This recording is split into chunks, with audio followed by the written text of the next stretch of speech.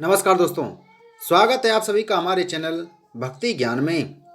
दोस्तों आज मैं आपको गणगौर व्रत में सुनी जाने वाली भगवान गणेश जी की कहानी सुना रहा हूँ। गणेश जी को विघ्नहर्ता कहा जाता है।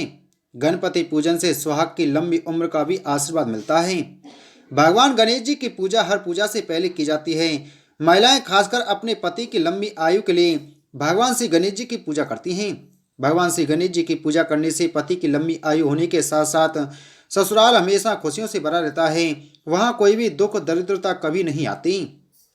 एक समय की बात है, एक गांव में एक भाई बहन रहते थे। बहन का नियम था कि बहन अपने भाई का चेहरा देखकर ही खाना खाती थी। हर रोज वह सुबह उठती थी और जल्दी जल्दी सारा काम करके अपने भाई का मुंह देखने के लिए अपने घर जाती थी।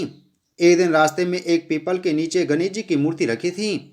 उसने भगवान के सामने हाथ जोड़कर कहा कि मेरे जैसा अमर सुहाग और मेरे जैसा अमर पियर सबको दीजिए। यह कहकर वह आगे बढ़ जाती थी। जंगल की झाड़ियों के कांटे उसके पैरों में भी चुभ जाया करते थे। एक दिन भाई के घर पहुंची और भाई का मुंह देखकर बैठ गई तो भाभी ने पूछा कि पैरों में क्या हो गया है।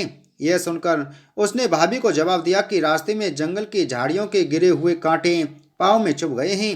जब वह वापस अपने घर आ जाए तब भाभी ने अपने पति से कहा कि रास्ते को साफ करवा दो, आपकी बहन के पाँव में बहुत सारे कांटा चुभ गए हैं।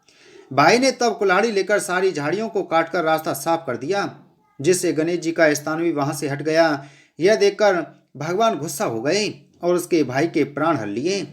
लोग अंतिम संस्कार के लिए जब भाई को ले जा रहे थे तब उसकी भाभी रोते हुए लोगों से कहने लगी, थोड़ी देर रुक जाओ, उसकी बहन आने वाली है। वह अपने भाई का मुंह देखे बिना नहीं रह सकती है, उसका यह नियम है। तब लोगों ने कहा, आज तो देख लेगी पर कल कैसे देखेगी। रोज दिन की तरह बहन अपने भाई का मुंह देखने के लिए जंगल से निकली। तब जंगल में उसने देखा कि सारा रास्ता साफ किया हुआ है। जब वह आगे बढ़ी तो उसने देखा कि सिद्धि विनायक को भी वहां से हटा दिया गया है। तब उसने जाने से पहले गणेश जी को एक अच्छे स्थान पर रखकर उन्हें स्नान दिया और हाथ जोड़कर बोली, भगवान मेरे जैसा अमर सुहाग और मेरे जैसा अमर पियर सबको देना। और फिर बोलकर आगे निकल गई। तब भगवान सोचने लगे, अगर इसकी नहीं सुनी तो हमें कौन मानेगा, हमें कौन पूजेगा। तब सिद्धि विनायक ने उसे आवाज दी, बेटी इस खिचड़ी की 7 पत्तियां लेकर जा और उसे कच्चे दूध में घोलकर अपने भाई के ऊपर छींटे मार देना, वह उठकर बैठ जाएगा। यह सुनकर जब बहन पीछे मुड़ी तो वहां कोई नहीं था।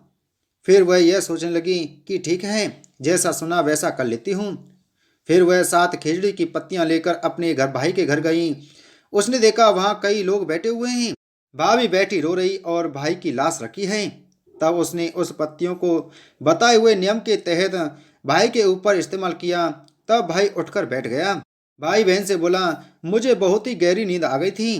तब बहन बोली, यह नींद किसी दुश्मन को भी ना आए। और उसने सारी बात अपने भाई को बता दी। हे गणेश जी भगवान, जैसा आपने बहन को दिया वैसा सबको देना।